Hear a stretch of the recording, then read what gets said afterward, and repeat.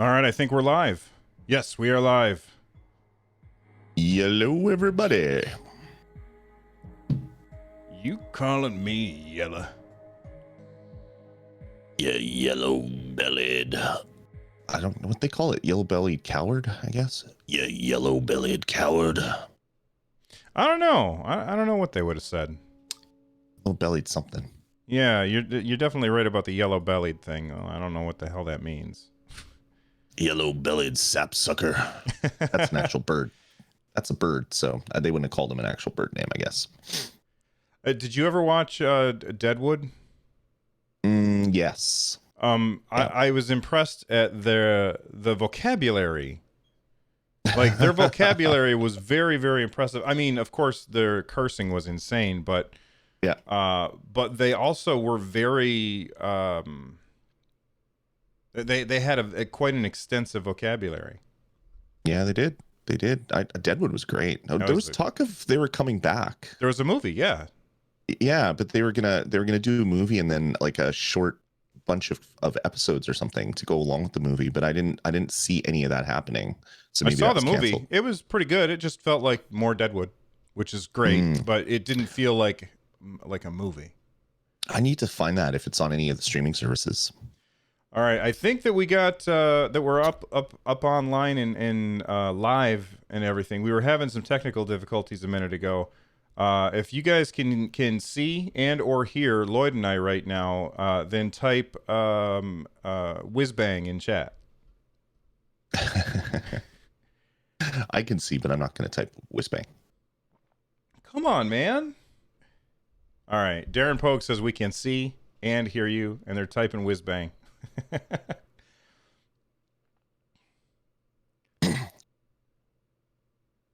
Yeah, you had to be a weirdo, didn't you? That made it weird. So hey everybody, how's it going? We got a show to make. We got some stuff to talk about. That's right. And some bits to massage into an audio file. That's right. Show notes just got dropped in chat. Should never say that again. No, I was very unhappy with your choice of words. Not good. That was not good. One of those things that you say out loud and you go, oh, yeah, my brain did not filter that. With most of the things it filters, that was not one of them. Yeah, my wife and I were watching on YouTube. We were watching just clip after clip of Whose Line Is It Anyway last night. Oh, it's such a great show. It's so good. It's such a hilarious show. But there was a specific moment where one of them said something and they didn't mean it the way that everybody took it. But it made it even funnier that they were surprised at what they had said. They were like, "Oh, okay." Yeah, I that's one of the shows that I have is kind of like my my popcorn TV show where you don't really want anything filling. You just want a little bit of snacks. So that's one of my snacking TV shows, and it's always funny. Well, Lloyd, are you ready? I am ready, Bill. All right, let me mute those two channels, and I'm gonna hit record, and we are recording. There we go. And we're off to the races.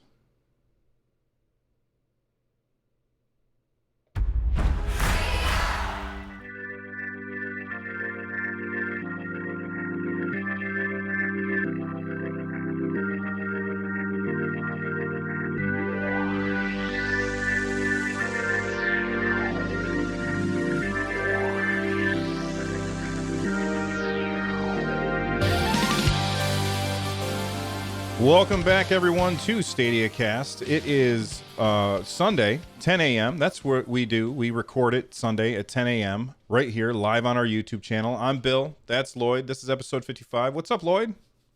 Not much, man. I'm ready to talk some Google Stadia this morning. A lot of great stuff to bring out to the masses to talk about. Yes, I'm excited. This is a pretty exciting episode because we've got some big news to talk about. But before we actually get there, take a minute to let everybody know that if you want to directly support Stadiacast and you're here with us live, you can use the super chat feature to make sure that we see your message, and we will discuss and pay attention to every single super chat that comes in the second half of the show. We call that crowd play. If you're not here with us live, and you obviously can't use the super chat feature then, but there is a join button right down below the video if you're watching this over on our YouTube channel, youtube.com/Stadiacast.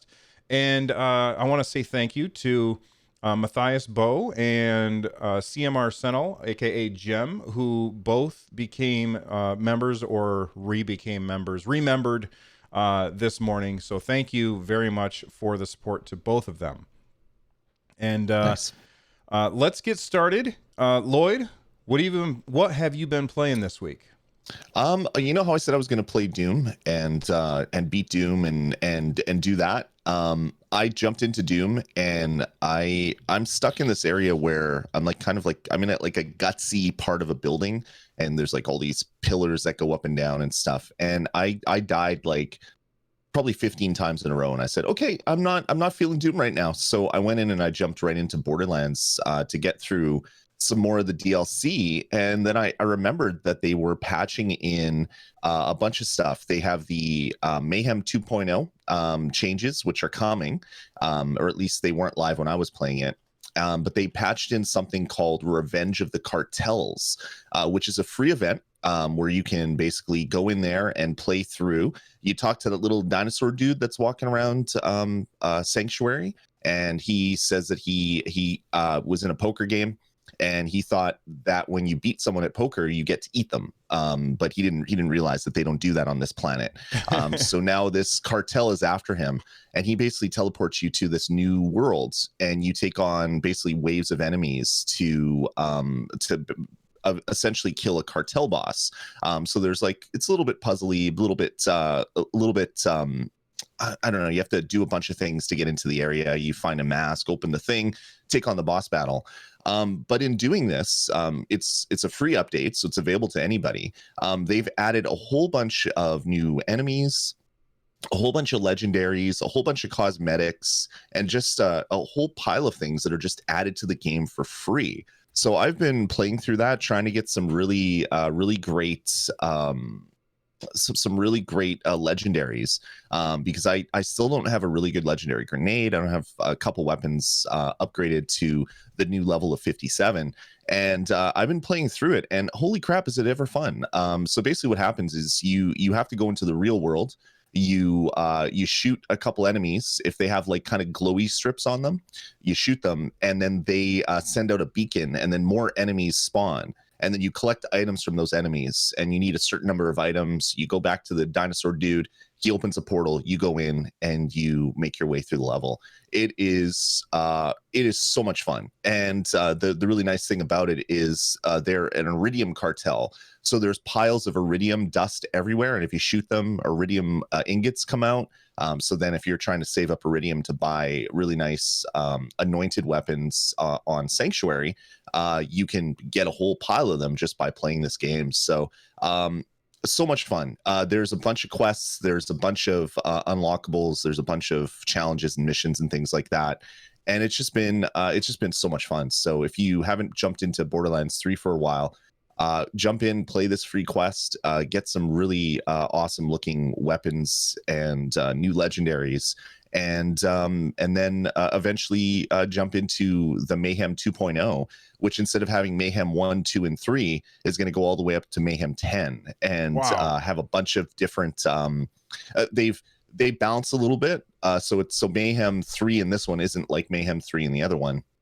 But what they've done is there's now four modifiers that can apply based on the level that you choose. Oh, okay. And there's easy modifiers, medium modifiers, hard, and very hard modifiers. So depending on the Mayhem level you choose, randomly you'll get those modifiers on it. So so much fun, man. Borderlands is such a dream playing it on Stadia. You just jump in, you're in the game within a minute.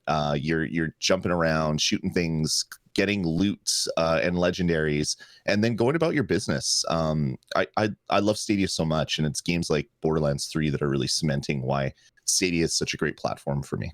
So I'm not sure why Darren is asking if he had a bad experience with it or not, but he wants to know if it performs better than, I'm assuming, at launch.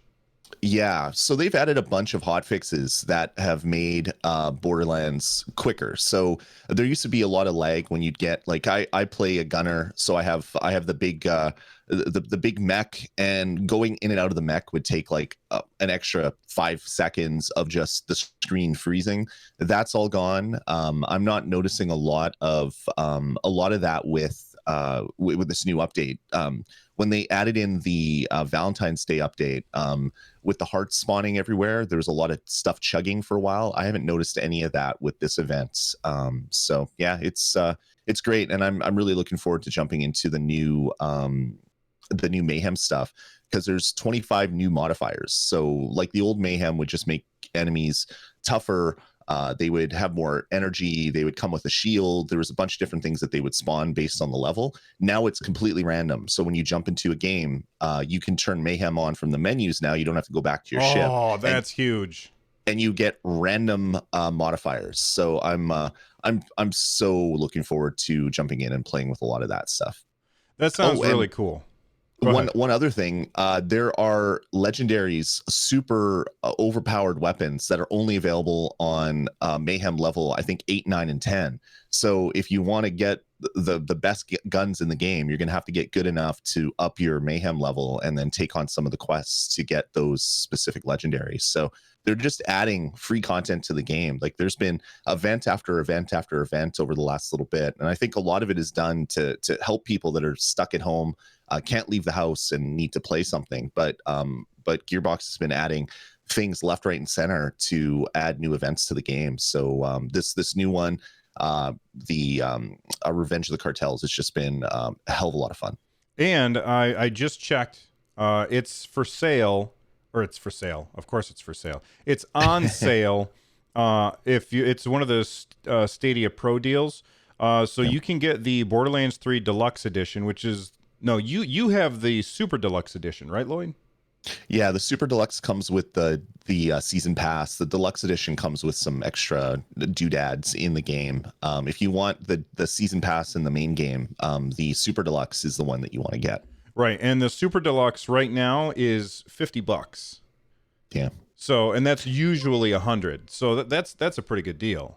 So Borderlands 3 Super Deluxe Edition is $50, down from $99. That's on sale right now, or for sale. On sale. Yeah, on sale. It's on sale right now. If you are a Stadia Pro member, and if you have access to Stadia, then right now there's no reason why you wouldn't also have access to Pro, unless you have yet to claim it. So right.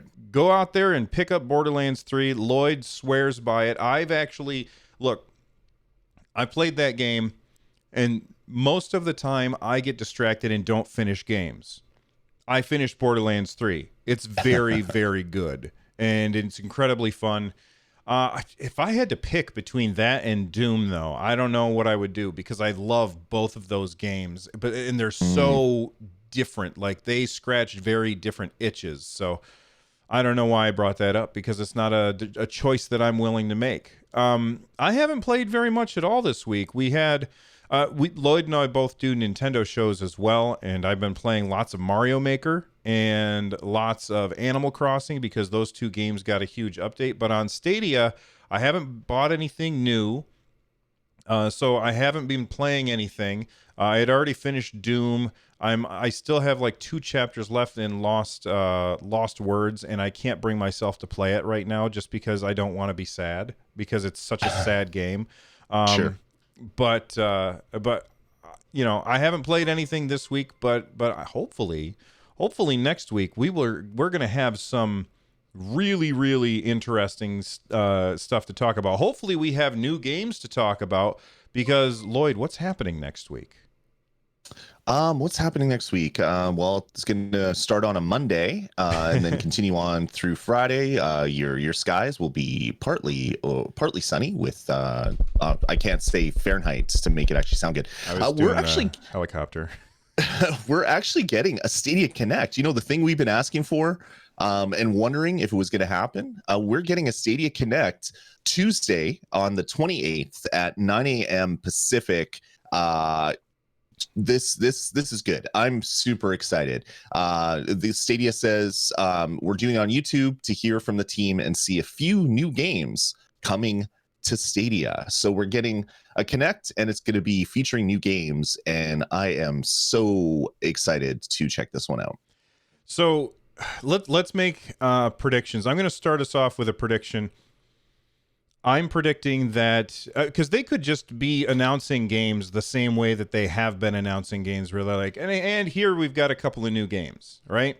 Right. There must be something pretty big if they're going to be doing a Connect, and they're talking about new games. I think that we'll probably get a release date for early access on Baldur's Gate 3. Mm-hmm. But I'm less interested in the games themselves and the features. I'm more interested in the features that the games will have. And I'm predicting that some of these new games will have some of these features that they talked about last year at GDC, namely, whoops, that's the wrong button. Namely, the stuff where it's integrated with YouTube, where I can play a game and stream a game, and people can join in by just being in chat and clicking a button and join in instantly. That's the feature that I think is going to happen tomorrow. I have no inside information on this. I'm just making a guess.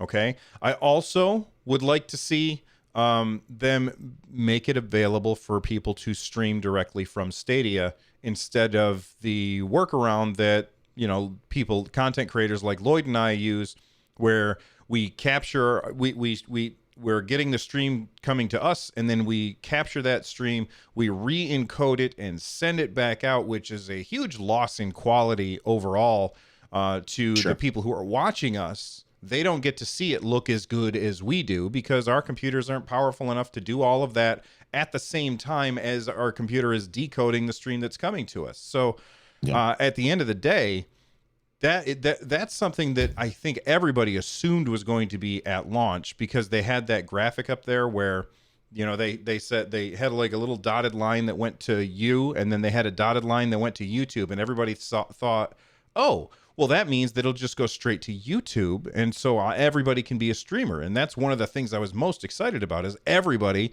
could be a streamer without a huge investment. And that is what I'm really hoping for on Tuesday.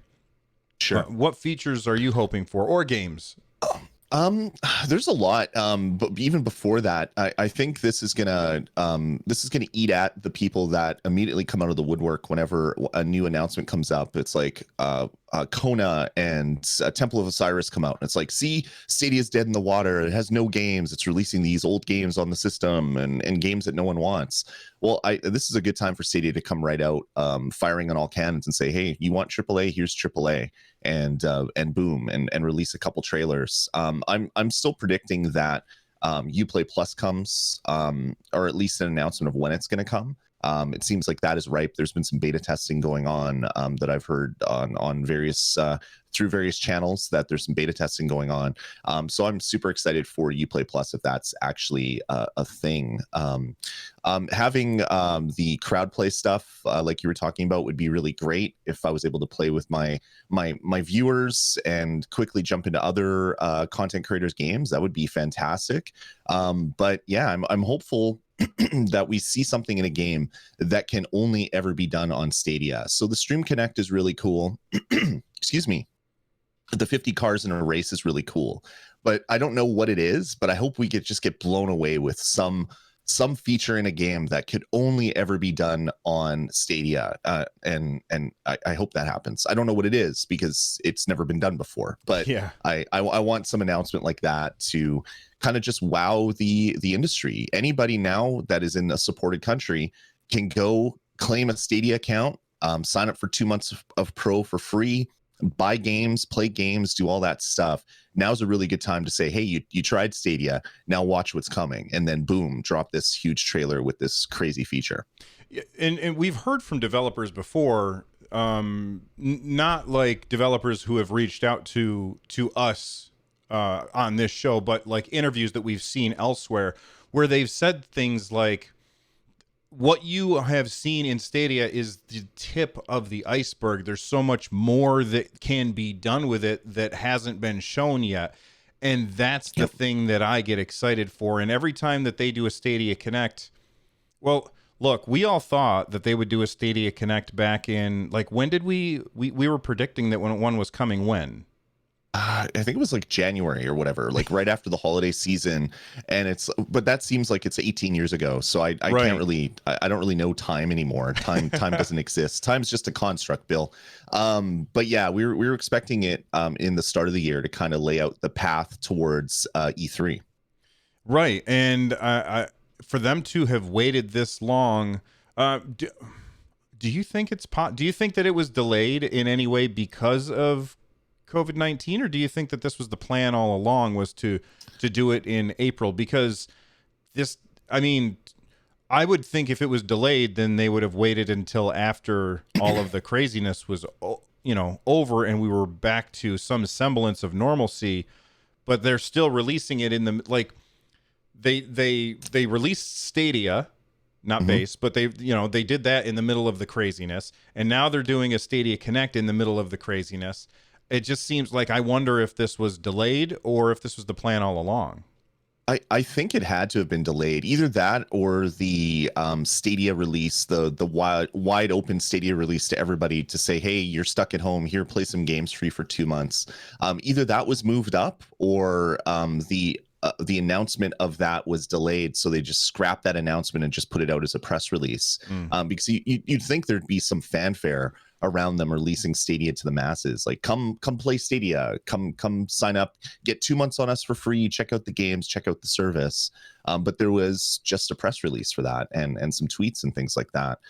So yeah, I'm thinking that there must have been a delay in there, whether it's the actual announcement itself was delayed or the Connect was delayed. I feel like the Connect had to be delayed, because otherwise they would have, like, let's say this is for released on the 28th. You would think that would be the time when they make that huge announcement. It seems so weird for them to have that huge announcement now, 2 months of Pro free for everybody.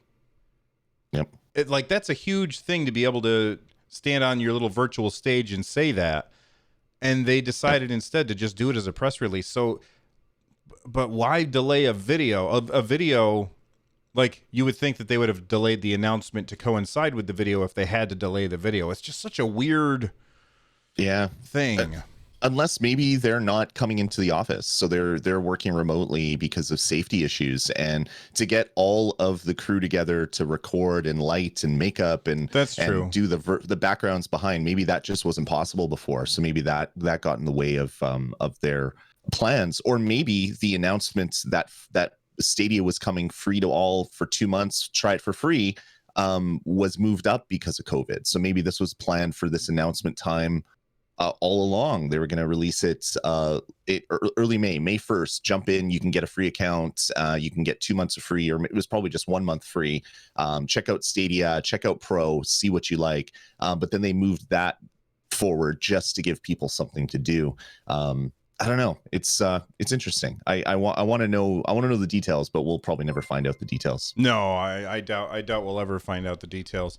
But hey, you know what? We will find out details about the Stadia Connect on Tuesday. Set your clocks. It's the 28th at 9 a.m. Pacific time. That's noon Eastern time, and you can use time zone calculator to figure out when that is for you. I am planning, it's not concrete yet, but I'm planning on co-streaming it. So you guys can come right here to youtube.com/Stadiacast and watch it with me. You're going to be at work, right, Lloyd? Yeah.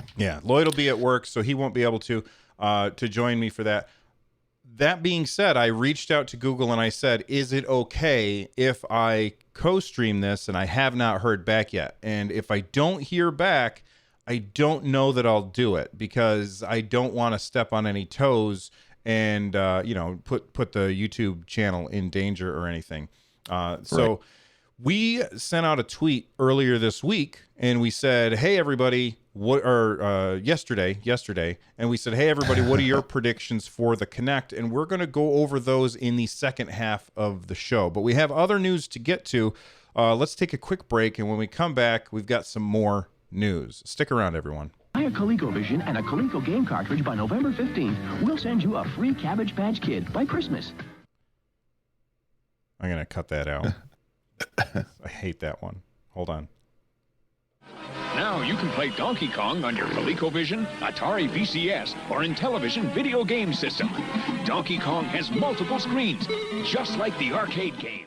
All right, so we are back, and Avengers. Are you ready to avenge some stuff? There's so much to avenge right now. The world's a weird place. Hopefully it's like the Red Skull behind it, and we can go take him on, and Captain America can kick his hiney. But yeah, Avengers. It's a game that I've been interested in since I heard the announcement, and then they showed off the video, and everyone's like, "Ooh, that doesn't look good." And I'm like, "No, it looks fine. It doesn't have to look like the movie. It doesn't have to be MCU Avengers." But I was always confused on where I was going to play it. I don't know if I wanted to play it on PS4, on Xbox, and then you find out at last E3 there's a nice Stadia logo on the huge banner that was covering a building, and it's like, all right, that solved it for me. I'm going to be playing it on Stadia. So I'm really excited for this game to come out. I saw the gameplay and I thought the graphics look fine, but the gameplay itself, I don't understand what the game is like, and I don't feel like watching their demonstration at E3 has sold me on the game yet. So sure. I'm still lukewarm on it. And it has nothing to do with the fact that the characters don't look like Chris Evans and Scarlett Johansson or whatever. That doesn't bother me. I don't really care. What bothers me is that I don't understand what this game is, and the way that they are, I don't know, the way that they showed the game off made it feel like it was an online, almost like a hub-based MMO style game, if that makes sense, but not an MMO at the same time. And like there's costumes and stuff, and it felt like it might be a subscription style game, and all of that makes me very nervous about what kind of game it is. But why are we talking about it now? Well, we're talking about it now because it has been posted by the ESRB. If you don't know who that is, it's the Electronic Software Ratings Board. They posted that they have given it a rating, and this usually happens right before we get a release date for something. So Marvel's Avengers by Square Enix now is rated T for teen by the ESRB. So I think without a doubt on Tuesday we're going to find out a release date for Marvel's Avengers. Do you think well, I say without a doubt, but it's for multiple platforms. So sure. Maybe not, but I think it makes a lot of sense. You think we're going to hear about it? Well, in the last PR email that they sent out that was talking about Kona, right at the bottom, they always say for the list of upcoming titles, check out blah. But they always have like Orcs Must Die and Elder Scroll Online and Cyberpunk 2077. Well, Marvel's Avengers is there now, so maybe that means that this is getting close to announcement. I'm excited about it. It's very much, it's not an open world game, but it looks to me like it's going to play kind of like an Uncharted or a Tomb Raider. But there was some announcements at last year's E3 where you're going to get, say, these 5 characters when the game launches, but they're going to keep patching in other content and other characters. So you'll be able to take on missions as I don't know, Spider-Man, say, or some other won't be Spider-Man because Sony has that video game right, but some other character that is in the Marvel universe will be able to be added to the game, and then you'll be able to take on gameplay and do multiplayer with that. So that sounds good to me on Stadia, because now I don't have to download a patch. They add, I don't know, Grey Hulk, or they add I don't know, Deadpool, and I don't have to download a huge patch to add in all that content. I just start the game and I'm going to be playing all that new content. So if they really are going to be doing what they said, which is constantly adding new stuff into it, but Stadia is a perfect platform for it, because you're not going to have to download any of that stuff. It's just going to be there. You'll be playing the game, and then you play the game the next day, and there's now with new, and you'll be able to jump in and do that new stuff. Yeah. People in chat are saying that the website says September 4th, 2020. So I guess we already know the release date. I thought that was still up in the air for some reason. I thought so. Yeah. I thought so. Maybe we'll get a gameplay trailer of it running on Stadia and showing how awesome it looks running in the cloud. There you go. I am looking at the ESRB website right now, and on the bottom it says in-game purchases on PC, PS4, Xbox One, and Stadia. But here's the thing. ESRB recently made one of the things I was worried about is because the way that they were talking about this game made it feel to me like the kind of game that would be very loot box heavy. And ESRB recently made a change. I don't know if their website reflects this change yet, but they recently made a change where if something has in-game purchases with randomized stuff, aka loot boxes, that it would be listed underneath underneath the little T for Teen logo or whatever it would be. And that's not listed here. It just says in-game purchases. So to me, that feels like, okay, I can go out and buy the character that I want to play as, and I don't have to buy a loot box in hope that I get the Grey Hulk, or, oh no, I accidentally got Ghost Rider for the 17th time. That's the kind of thing that makes me nervous. Or this makes me feel a little bit better about that. Go ahead. I think if anything, the purchasable stuff will be cosmetic things, because they've said that all characters will come to the game for free. They'll be patched in, and you'll be able to take on those new missions. So I wouldn't think it's for characters. It'll probably be cosmetics and some other things like that. But yeah, I'm excited to hear more about it, because even though it's not the MCU Marvels, I'm a big Marvel fan, so being able to jump into another Marvel game will be fantastic. Exactly, and I think that the graphics for this game look really, really insane, and I love the point that you made about the fact that if they're continuously updating the game, we never have to download anything. I think that's really, really awesome and very exciting. Did you do you think that we're going to hear a release date for Get Packed? Stadia has been retweeting all of the Get Packed stuff nonstop, and sure. Do you think we're going to get a release date tomorrow for Get Packed? I think, or on Tuesday, yeah. I think we'll get a release date for it. If not just a stealth drop, it's like it's available now, and you could immediately go and buy it while watching the video play, because that's kind of what happens with Stadia. You click buy and you could play it. So they could be showing a trailer and you could be playing the game at the same time, because that's the world we live in, and I love it. Yeah. So there's this interview with WCCF Tech. It's a good website. I usually go there and look for gaming stuff, but God, it's a terrible name for a website because I don't know what it means. But WCCFtech.com has an interview with the developers, and they specifically were talking about how Google Stadia made it easier for them to get their because it's a very heavily physics-based game. And the idea is that they went with Google first, and it is a timed exclusive on Stadia. But the idea is that the power of those blades allow them to run everything at 60 frames per second on Stadia because of how powerful that is. And while it's not showing like the most amazing graphics, it is because of all of the physics stuff that is happening in the world as you are moving stuff around. So this is a game that I feel like it has, like, there's another one that's coming out like I got a review copy on my Switch for oh god, I can never remember what's the other one, Lloyd? Moving Out. Yeah. So they're both like these moving themed games where you're moving your stuff from, either onto a truck or moving your stuff off of a truck. Whatever it is, Get Packed and Moving Out are both like they have the same theme.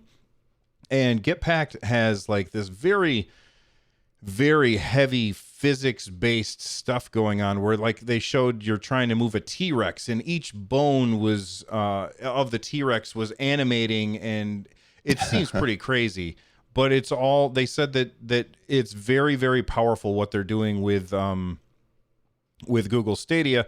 And because of that, they said it's actually here's the actual question. You mentioned physics. It's actually something I want to talk about because Google and other developers discussed using something called elastic compute to basically allow, for example, 2 servers to run a single instance of a game and to enable more detailed physics. So if you guys remember, they talked about that back at GDC the first time, right? Mm-hmm.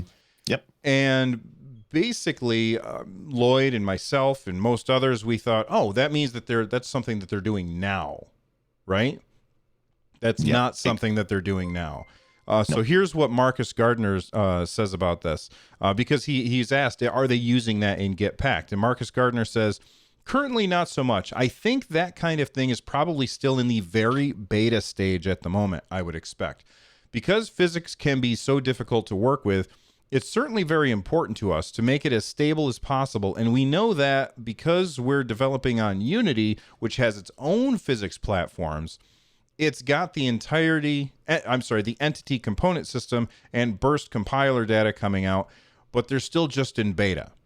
So it's not quite fully developed yet, and there's still bugs coming through. And in order to create and develop a game that is as stable as it can be, unfortunately, we can't make use of some of those components in Get Packed, not at this time anyway.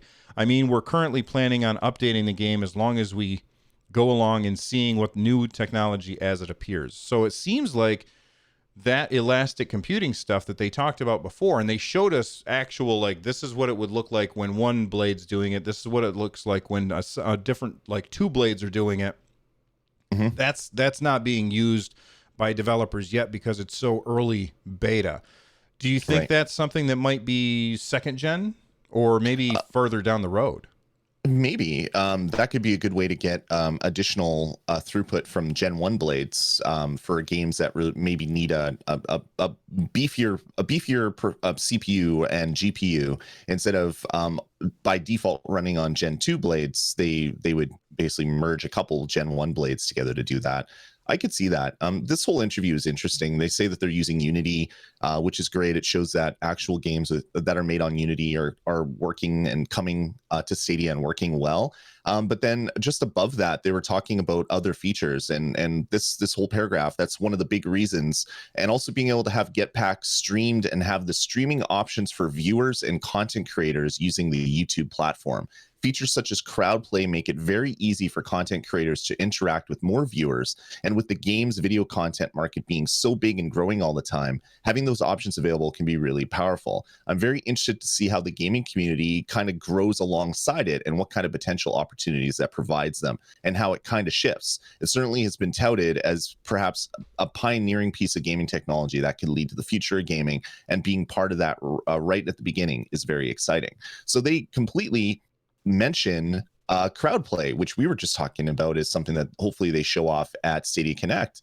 Hopefully this game comes with crowd play, and then they can show it off in the thing saying, hey, viewers can jump right in. They can play with you by clicking a button. Here you go. Here's crowd play. I think they're maybe just kind of waxing poetic on other features of stuff that is coming, but a little part of me hopes that this is the first game to come out with integrated crowd play support. And it would make sense with Google hyping every single bit of content that's coming out about this game, the developers pushing out so many videos, and them being very cagey on when the release date is. Mm-hmm. Maybe they've been waiting for this Stadia Connect to release the game with this crowd play stuff, and then immediately we can buy it and we can jump in, and our viewers can jump in and play with us and either assist or get in the way. I'm super excited about that.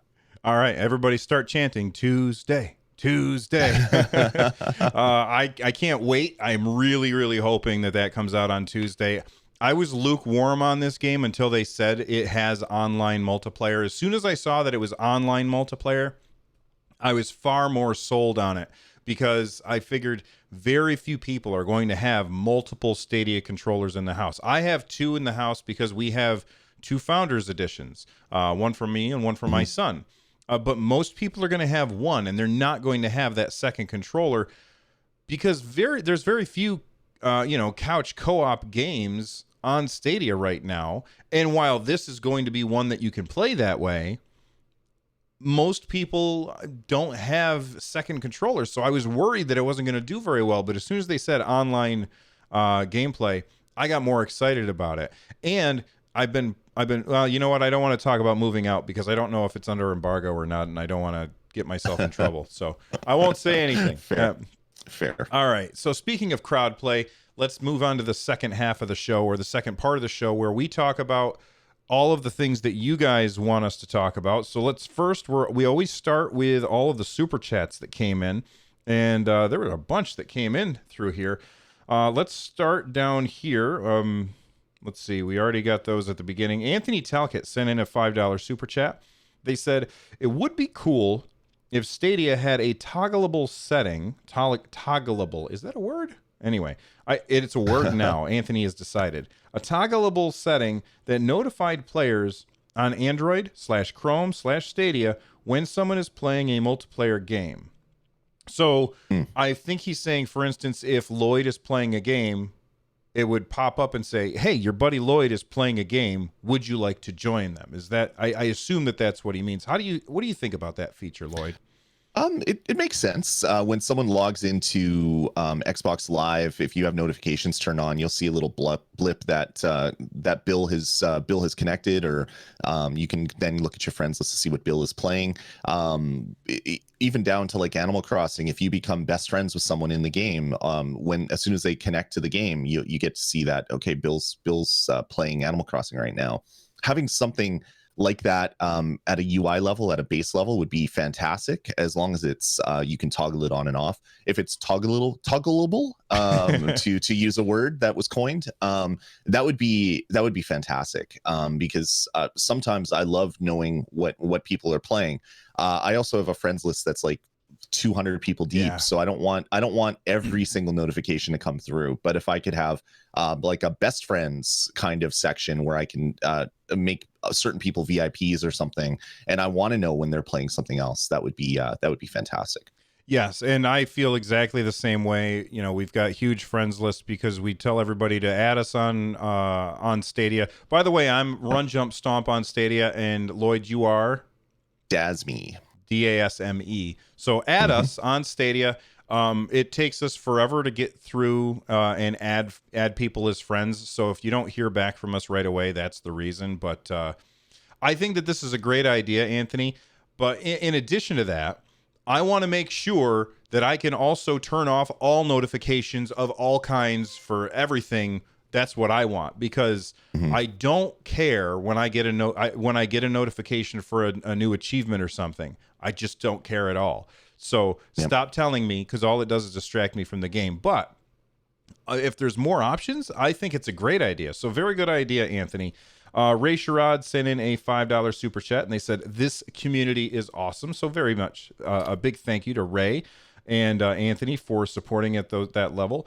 David K sent in a $2.34 super chat as well. And then Josh Brock sent in a $5 super chat. They said, I hope Resident Evil 3 Remake gets announced at the Connect.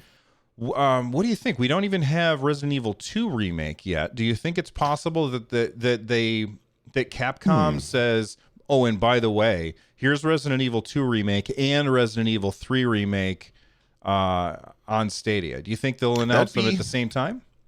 That would be interesting. That would give us some great AAA games to keep people from complaining about the lack of AAA games.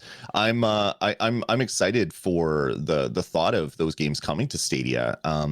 I don't know if this Connect would be the right place to do it, because they're probably wanting to announce this at more fanfare come E3 time. So they're probably going to wait on Microsoft and Sony and Nintendo and Google to all get together and plan something in June, late June maybe, to do all their various announcements. And then maybe that would be when they would let that news out. But if not, if it's definitely coming to Google, and if Google said, here's a money hat, we want to announce your game first, that could be a good place for it. And we already know that Capcom was working with Stadia at some point in that weird white room where what's the guy's name?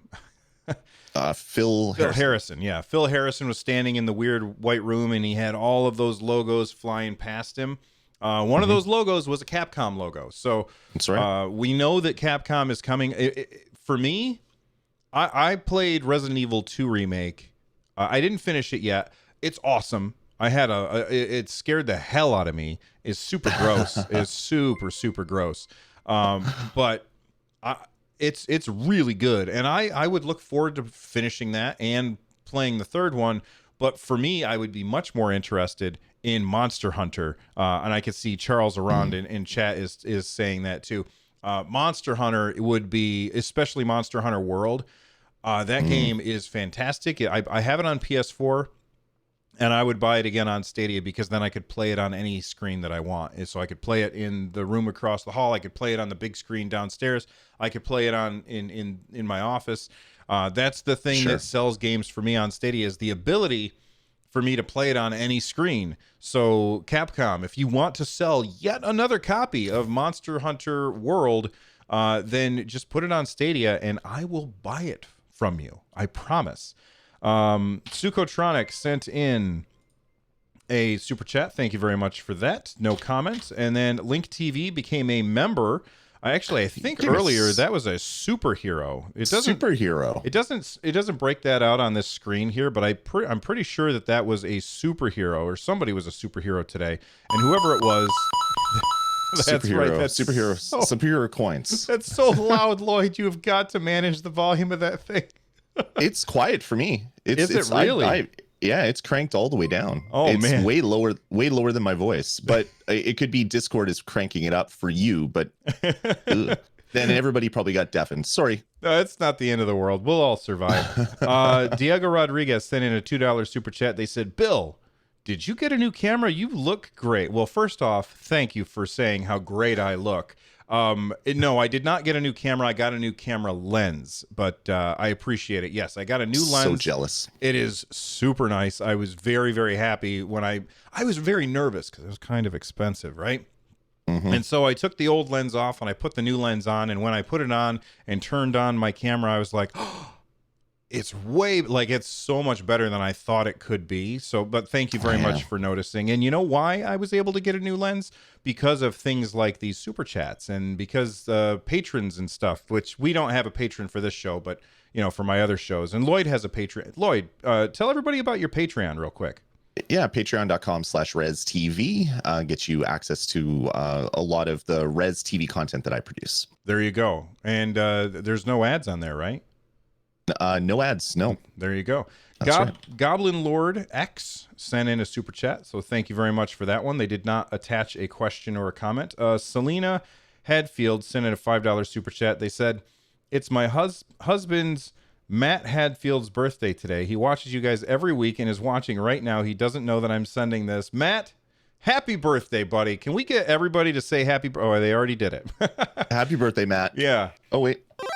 There, you just leveled up. Leveled up. You got a one up. That one was not loud at all. Sorry, that sounded perfect. See, they should all be quiet. I'm sending it. It's at 70% volume, so it should be really quiet coming to you.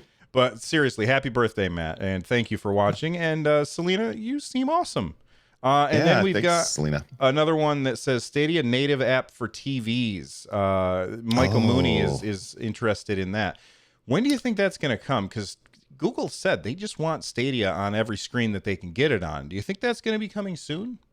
That would be fantastic. Like my TV, I bought a new TV because my old plasma screen died, and it's a LG TV, and they added the Apple TV app, and we have Disney Plus, and we have Amazon Prime, and we have Netflix. So we don't even need like I have an Apple TV, like an actual physical Apple TV on all my TVs. I don't even need it anymore down here because everything's done through the native support on the TV. If they added that a native Stadia app to your television, that would be huge. There's a lot of caveats there. You need to have a controller, you need to pair it through Wi-Fi and all that other stuff.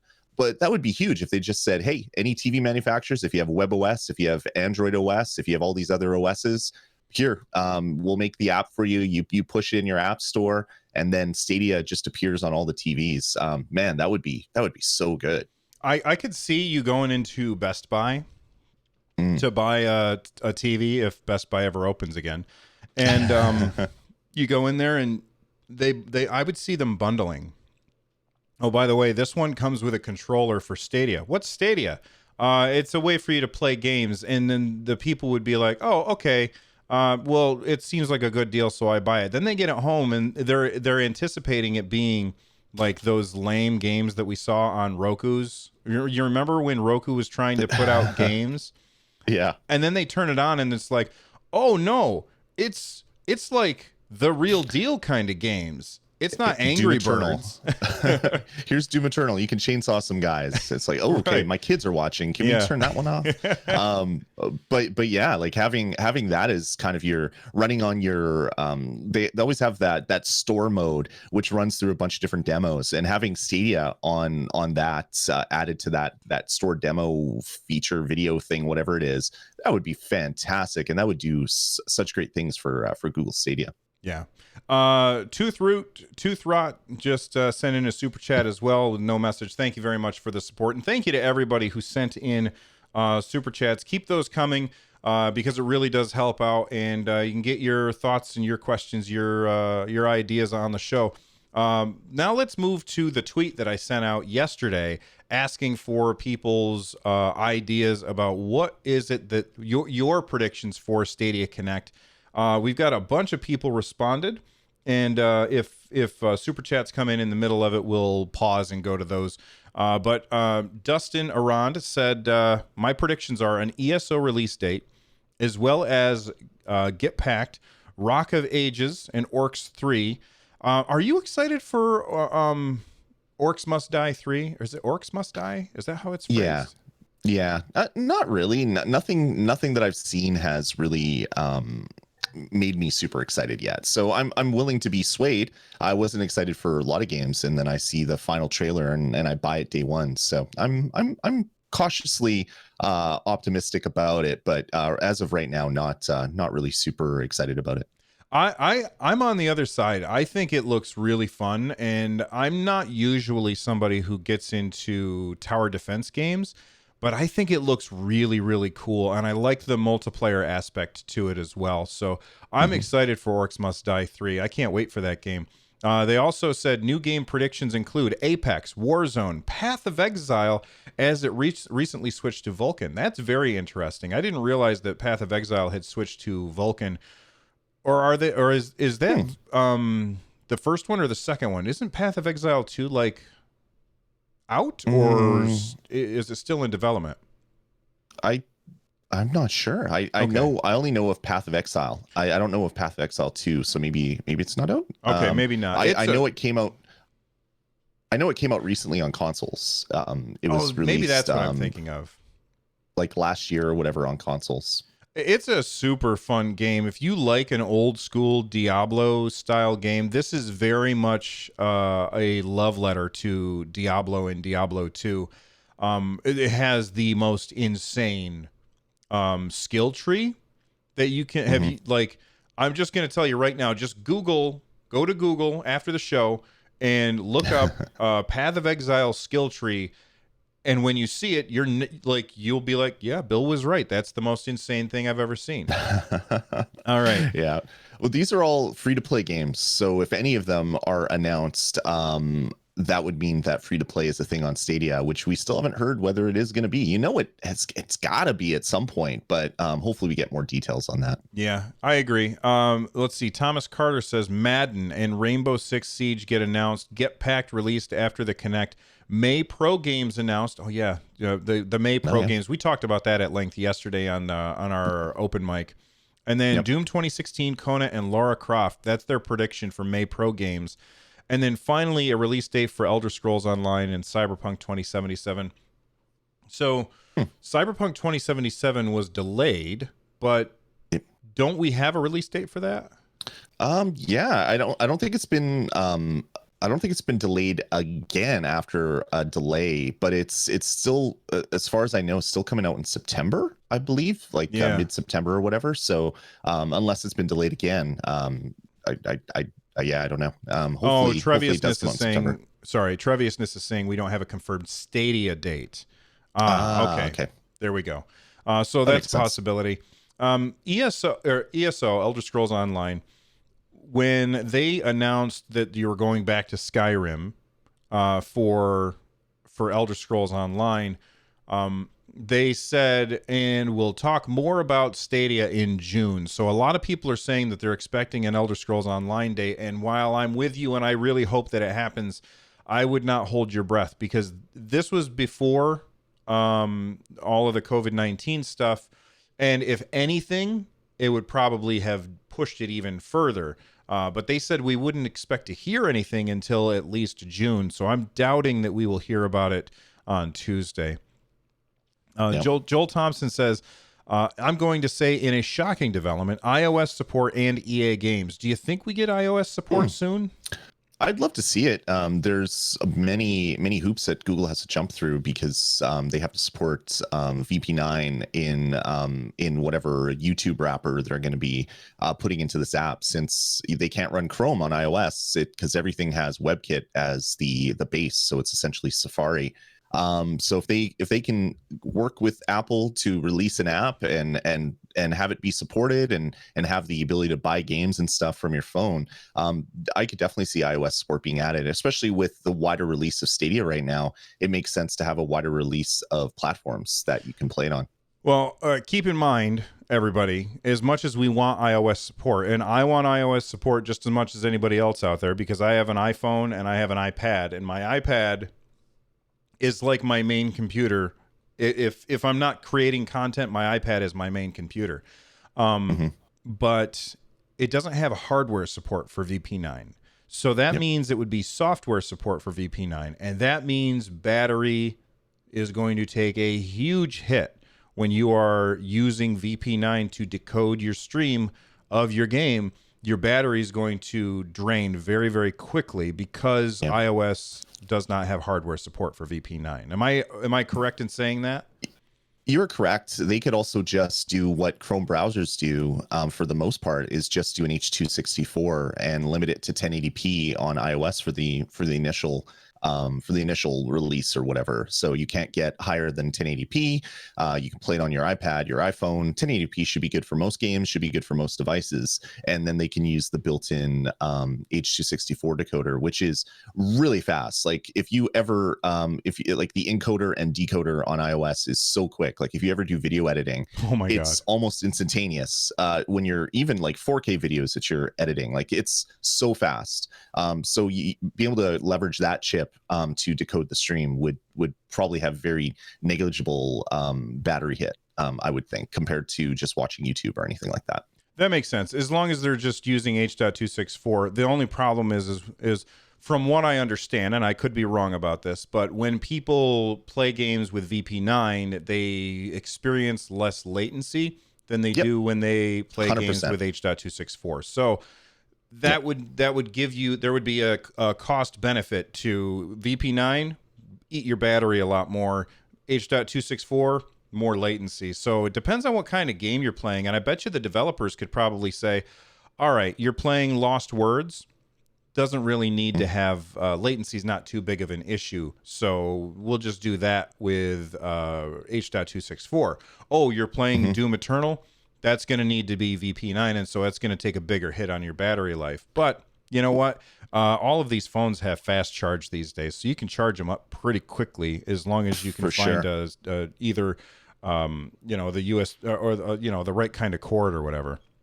And when I used the Stadia Plus extension, most of my streams were H.264, and it was fine. There was no noticeable latency more than when I play on Chromecast through VP9. So I don't think it adds that much of a performance hit. So if it's either you do it this way or you don't get an iOS app out for a very long time, I think Google would opt to release that iOS app with just H.264 support. Ilsium replied to the tweet with direct YouTube streaming. So that, there's somebody else that wants that as well. I definitely want that. Sofa Spy says a release date for Orcs Must Die and Journey to the Savage Planet. So if you don't remember what Journey to the Savage Planet is, it's a game made by a developer that was recently purchased by, I think it's Typhoon Studios, I believe, and it was recently purchased by Google. So Google now owns this studio, and the game came out, and I've heard very, very good things about it. I haven't played it myself, but we don't have a release date for that game coming to Stadia. Obviously, it's got to come to Stadia. I think so. The purchase was made fairly recently, though, so I don't know that we would hear about a release date that fast, because that purchase was, a month ago? They announced it a couple months before the game shipped. So it's been out for a few months now. When did it release? January 28th. So they probably were talking late November. December. Announced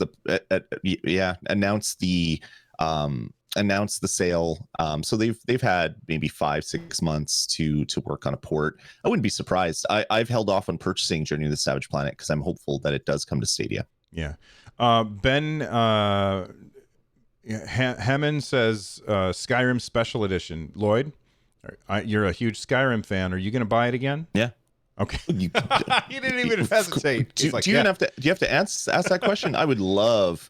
I own so many copies of Skyrim, but having it on Stadia would be the best because I'd be able to hopefully download all the super large texture packs and mods and things from an in-game mod store and not have to download all that junk on my PC and just have it live in the cloud. That would be the optimal way for me to jump in and play some Skyrim. If you want to hear Lloyd talk extensively about how much he loves Skyrim, check out his episode of 143 Pixels.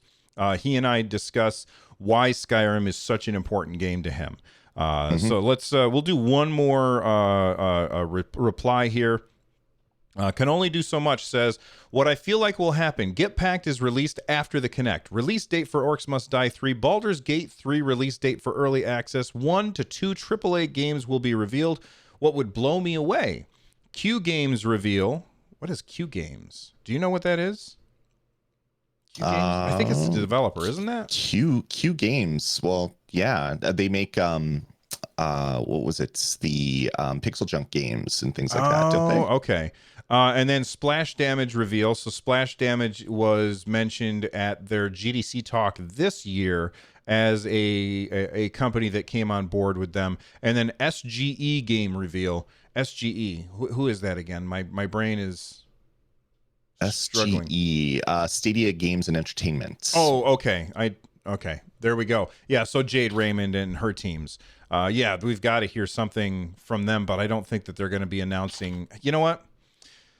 Do you think that it's possible that they announce anything from Stadia Games and Entertainment, keeping in mind that they've only been working for we'll say a year on games?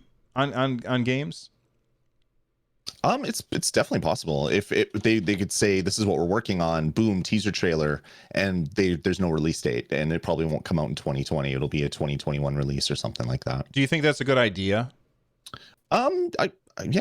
That's what all the developers do, or all the platform holders do. Like if Sony will have a big revealed trailer at the end of their E3 presentation to talk about Ghost of Tsushima, and then 3 years later we still don't have Ghost of Tsushima. So I don't mind it. It's part of the whole marketing thing. Yeah, I've complained about developers doing that for many, many years. I don't like that they announce things way too far in advance, but what are you going to do? All right. Well, thank you everybody who sent in super chats and became members and heroes or superheroes or whatever it is that you did today. And thank you to everybody who replied to that tweet. You made this show awesome. So thank you very much. You can follow the show on Twitter at Stadiacast. You can follow me on Twitter at Run Jump Stomp, and you can follow Lloyd on Twitter at Dasme. That's DASME. You make sure that you use the hashtag Stadiacasts, because right before I make the show notes for the show, I do a search on Twitter for Stadiacast, and I usually will include those tweets in the show.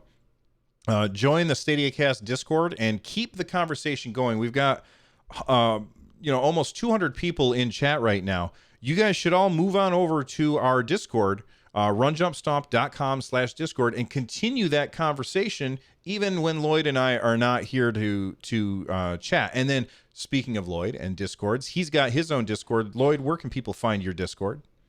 You can check it out at res.tv/Discord. Not much Stadia talk goes on there. Some Stadia talk, but it's mainly Nintendo and other stuff because of the other shows that are on the res.tv network. There you go. The music that you are about to hear is Subterranean Kamikaze by Zircon. Check out all of their stuff at zirconstudios.bandcamp.com. Lloyd, I'll see you next Sunday. Or Tuesday, see you next Sunday. Probably. Something. That's right. Take it easy, everybody.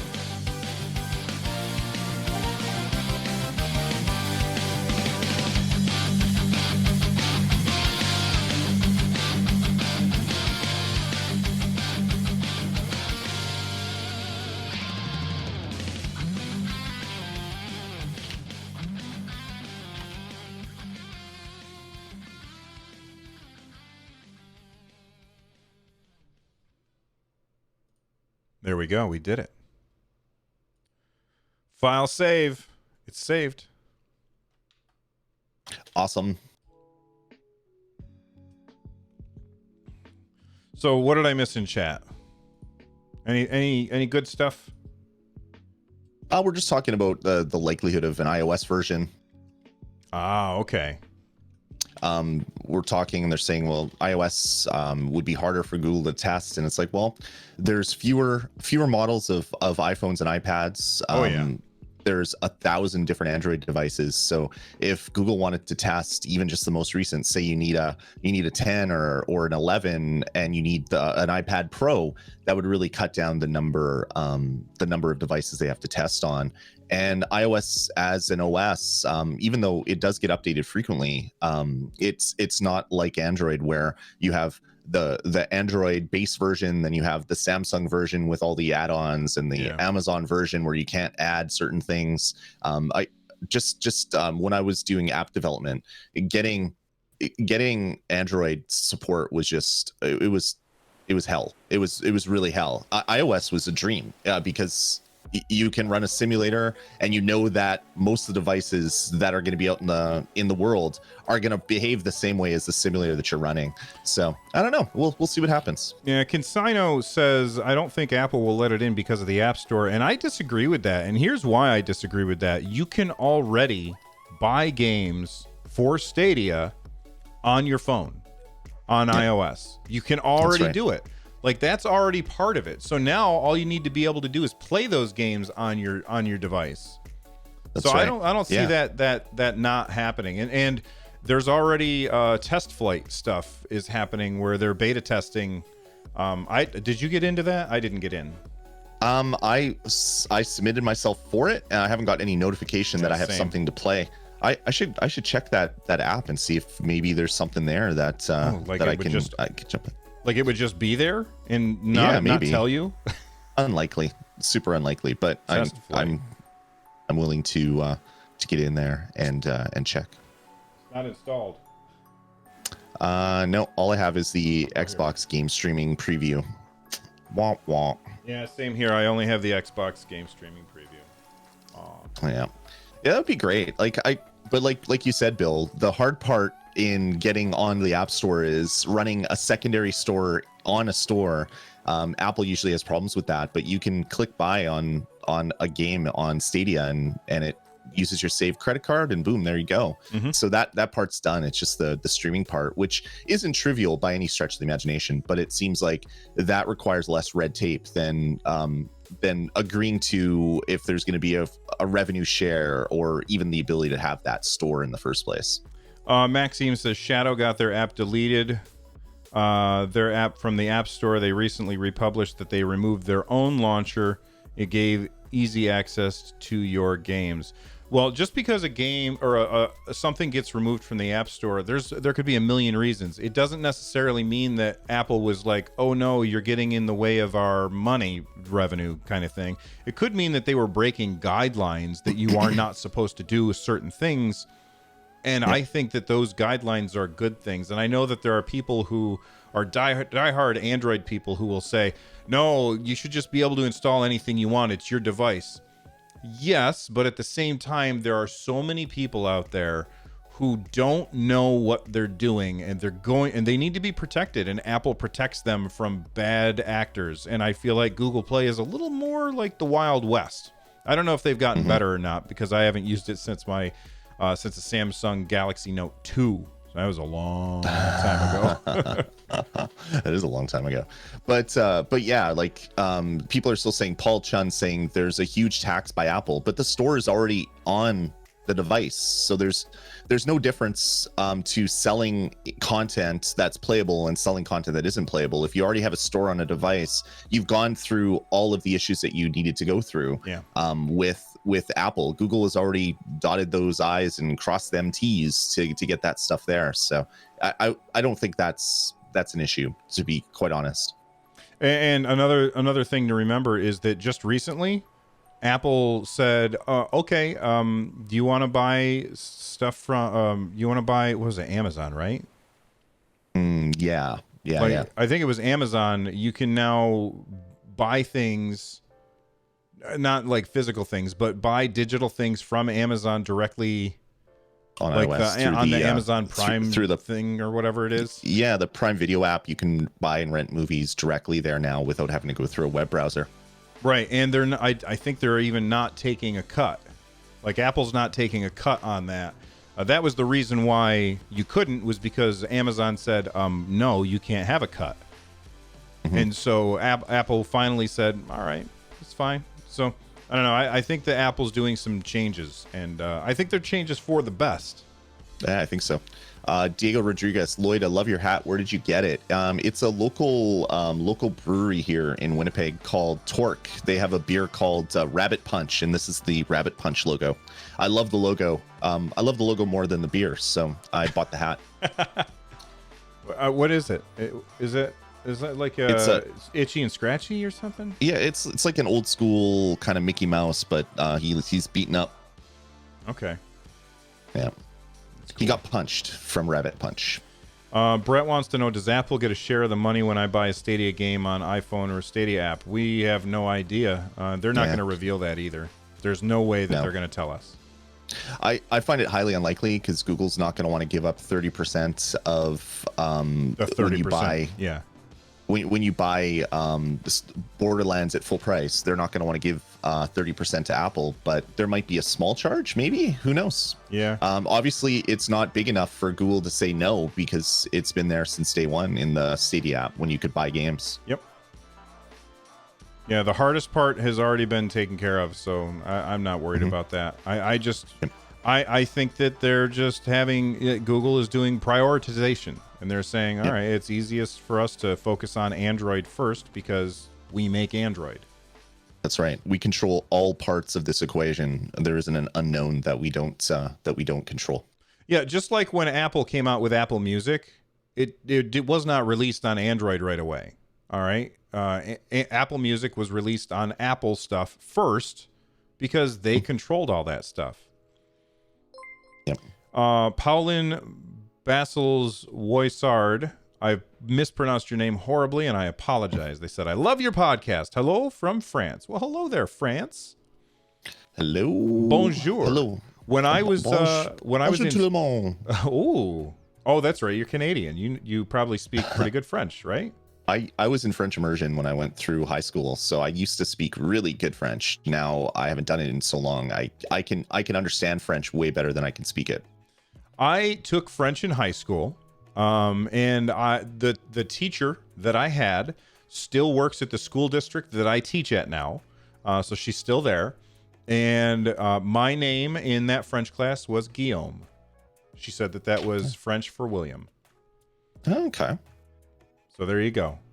Do you know what Lloyd is in French? Lloyd. Lloyd, that's right. So I don't have a fun French name, and that was made me sad throughout all of All my your schooling when I friends was are in like, French. "What's your French name?" And they're like, "Oh man, that's so cool. What's yours?" Lloyd. Oh, that's funny. Brett says, "I'm surprised I cannot buy Stadia games on my TV through Chromecast Ultra." Yeah, it's crazy that when you turn it on, it doesn't have the store right there. They want you to use a phone for some of it, or the website. Like Lloyd has been saying this forever. They need to unify their UI across the board. It is so, I mean, their UI is very, very minimalistic and simple. So it's not like it's confusing or anything, but you never know what to expect. And that's the thing that's weird. And it's always bad when a user doesn't know what to expect from a UI. That's right. Yeah, definitely. All right. Lloyd? Are you ready to wrap things up? I am. I got some running around to do, some stuff to go clean. So this was a slice. Thanks everybody for coming out and spending part of your Sunday with us. It was a hell of a lot of fun, as it always is. All right. See you, everybody. Have a great day. Later.